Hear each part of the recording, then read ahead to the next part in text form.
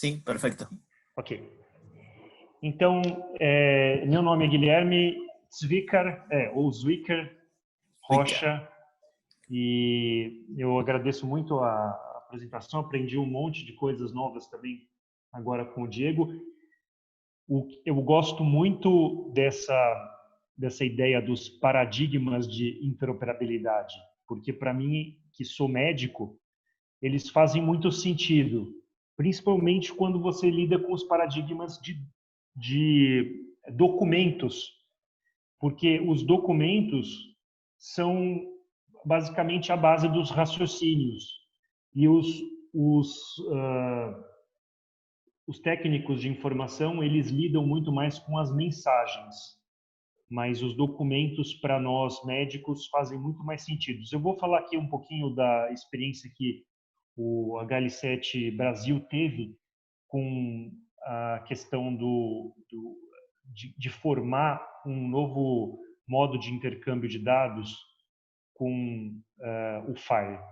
Então, eu adoro, sempre fundamento todas as coisas que eu falo em relação ao HL7, porque a visão é aquela em que todos possam usar os seus dados com segurança, e a nossa missão é fornecer e-mail para que isso aconteça.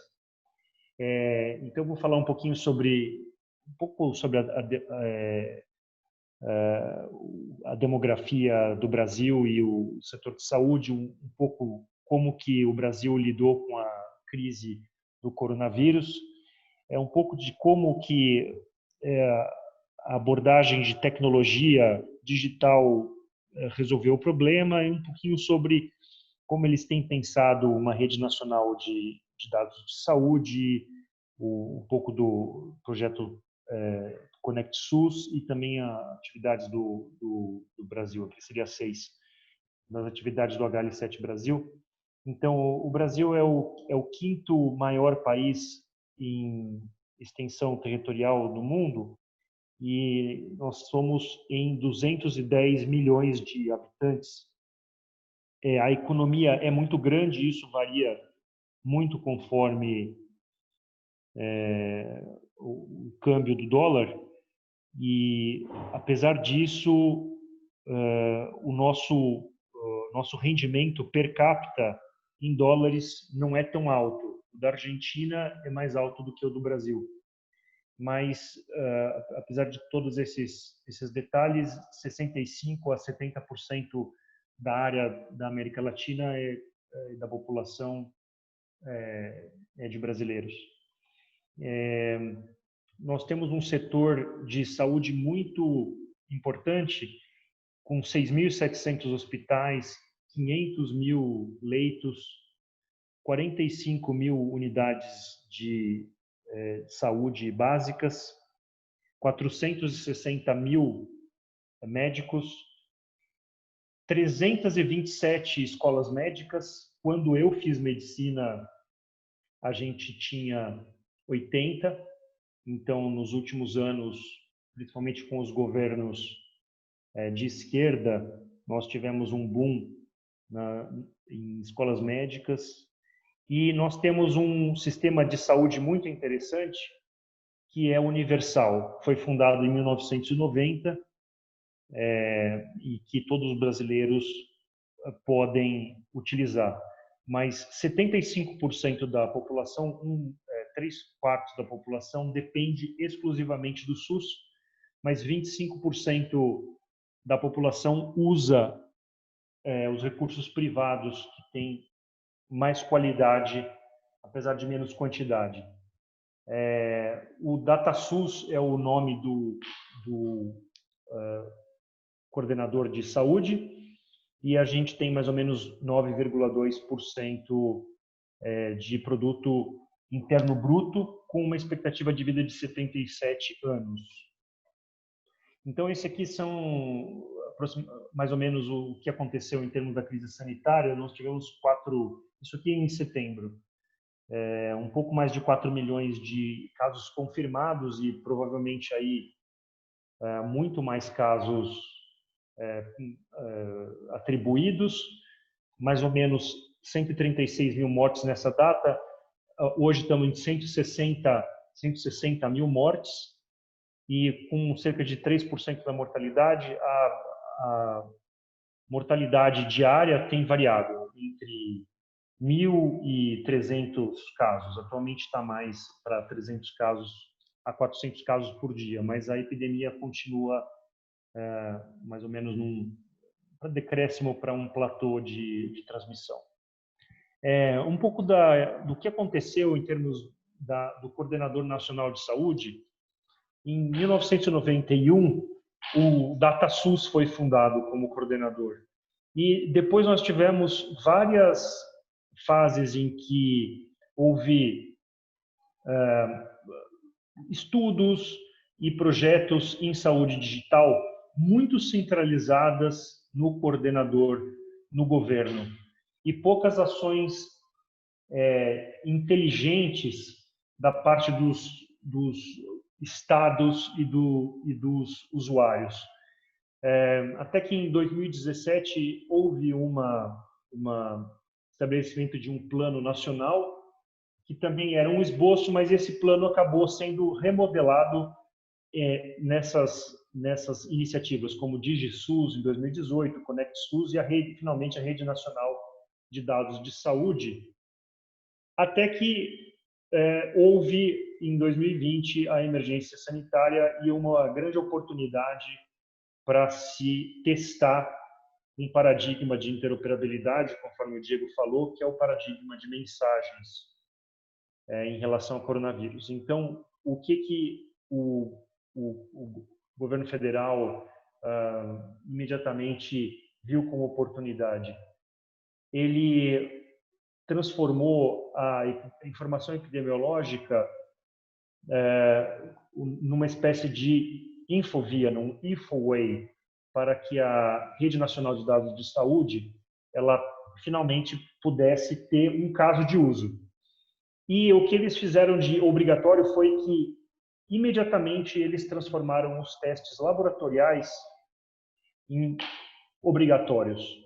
Isso foi uma grande revolução, porque até então a gente não tinha nenhuma cultura de HL7 e FHIR no país, mas isso aqui foi um grande incentivo para que o padrão fosse adotado e que houvesse tração, né, no desenvolvimento disso. Então, aí obviamente existem outras coisas como portais de aplicativos, né, aplicativos governamentais e não governamentais, alguns de estados, outros relacionados a serviços privados. Uma questão que eu queria falar também é que existem, por conta desse histórico que eu falei, uma importante desconfiança dos stakeholders em relação a todos os projetos de saúde digital, quase que nenhum conhecimento técnico em interoperabilidade, em HL7 e menos ainda no FHIR. Essa é uma oportunidade bastante grande para tracionar as ideias do padrão. O primeiro caso nacional de uso de LOINC,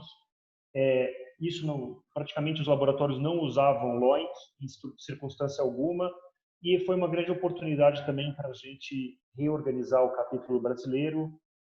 O capítulo brasileiro é muito pequeno ainda, dá muita inveja do César, que tem 160 membros, nós só temos 20 membros, e provavelmente a Argentina muito mais à frente também do que o Brasil em termos de membros.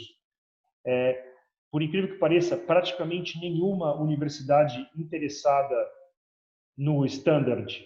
Então, a gente agora ainda tem feito chamadas para que as universidades brasileiras se interessem pela questão do HL7, e isso abriu uma possibilidade para um controle de vacinação e farmacovigilância a partir dos testes de coronavírus.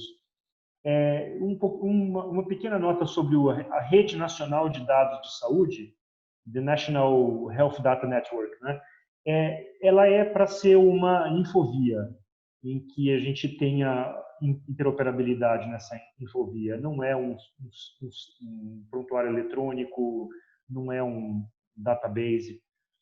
Então, a ideia é que ela sirva de uma infovia compartilhada e inteira para transformar e efetivamente iniciar com bastante qualidade o compartilhamento de informações digitais no país. A partir da ideia da Rede Nacional de Dados de Saúde, você acopla serviços, você solicita autorizações e acopla serviços. Então, a ideia é que a gente está passando de um modelo em que você tem o compartilhamento absolutamente desestruturado para um comportamento do tipo bus services, em que a Rede Nacional de Dados de Saúde unifica e normatiza a passagem de informações para ambos os lados. Esses aqui são alguns conceitos que estão relacionados à rede e porque a gente acredita que ela é uma solução muito elegante. Então, ela incorpora os dados legados, isso é uma capacidade bastante promissora do uso de FHIR. Ela é federada, ela é escalável, porque também ela já nasce na nuvem, ela tem componentes da nuvem agnósticas, ela é completamente baseada em FHIR, então toda a ideia de que a transação de informações vai ser baseada em FHIR. Existe um componente de permissões relacionadas à blockchain. Isso aqui é um pouco experimental, mas é a abordagem que o governo federal acabou sendo a arquitetura que o governo federal lançou mão. Existe a possibilidade por esse bus de interoperabilidade da gente garantir consentimentos e retirar consentimentos, isso por conta das novas leis de proteção nacional de dados, e a gente tem alguns documentos mínimos que devem ser compartilhados por esses processos. Então, esses aqui são alguns dos componentes arquitetônicos e tecnológicos da rede, e como que ela lida com as informações. Isso aqui, o Connect SUS, ele especificamente, o SUS é o Sistema Nacional de Saúde Público, então ele tem, esse aqui é das iniciativas, a gente tem a pública e a privada, então esse aqui agora a gente está falando basicamente do sistema público de saúde, em que a gente vai tentar orquestrar os serviços de saúde e os equipamentos de saúde dentro dos seus determinados respectivos, como vacinas, exames. Estamos começando por vacinas e exames, né? Então, exames de coronavírus e depois vacina de coronavírus. Essas aqui são algumas das telas em que os pacientes com seu identificador unívoco, eles podem ser acessados, e uma maneira de transformar isso num smartphone acessível. Então, algumas maneiras de você requisitar a informação de coronavírus e obter isso através do seu cartão, né, certidão de vacinação ou alguma coisa pelo coordenador central. Esse aqui é o nosso portal profissional, em que os médicos vão acessar profissionalmente a partir do portal. E finalmente, a gente tem aqui também algumas guias da Rede Nacional de Dados de Saúde, baseado na versão FHIR R4, e que elas já fazem parte aqui dos primeiros registros do Core Brasil, dos primeiros profilings e dos guias de implementação nacionais, que depois vão servir para muitas outras implementações, mas essa aqui já começa com uma implementação nacional. Algumas das ideias, como o Graham falou também, é importante a gente constituir a comunidade. O Brasil, como eu falei, ele é muito pobre ainda de membros, e a gente o Diego tem me ajudado muito em algumas questões, como a criação de workgroups, eu comecei um work group de continuidade de cuidados, principalmente baseado no International Patient Summary, conforme otimamente orientado pelo Diego. E a gente tem também algumas outras coisas, como um grupo de farmácia e um grupo também de conciliação de open air no seu devido pacote com Fire, para transmissão de informações e para a gente conseguir capturar a informação no modo open air, que era um dos modos que houve projetos trabalhados, legados no Brasil. Então, basicamente é isso. Agradeço muito a oportunidade de estar falando com vocês. E estou aqui também disponível para alguma pergunta, se vocês tiverem coisas para eu falar.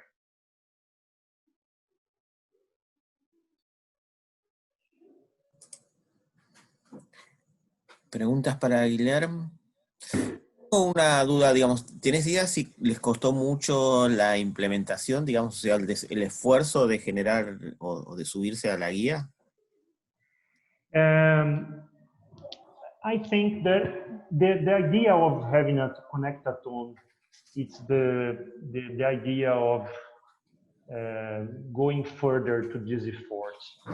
Not so many laboratories have because they are people here are very low profile in medical informatics at all. And so the idea of HL7 going and trying to initiate this kind of connectathons will be very important to this project. So this is absolutely on fly. We have this just building these blocks to accomplish the effort. So the people in the central government, they worked very hard to make a useful implementation guide for coronavirus, and but it's not completely readable for the laboratories today. So we will start a connectathon at the end of this month to try to improve this capacity of reading the implementation guides in HL7 formats and to develop more expertise so we can accomplish and join much more exams and image. So we think this project, this InfoWay will take something like 5, 6, 7, 8 years to accomplish. So this is just the starting point that we are now. Yes. Okay.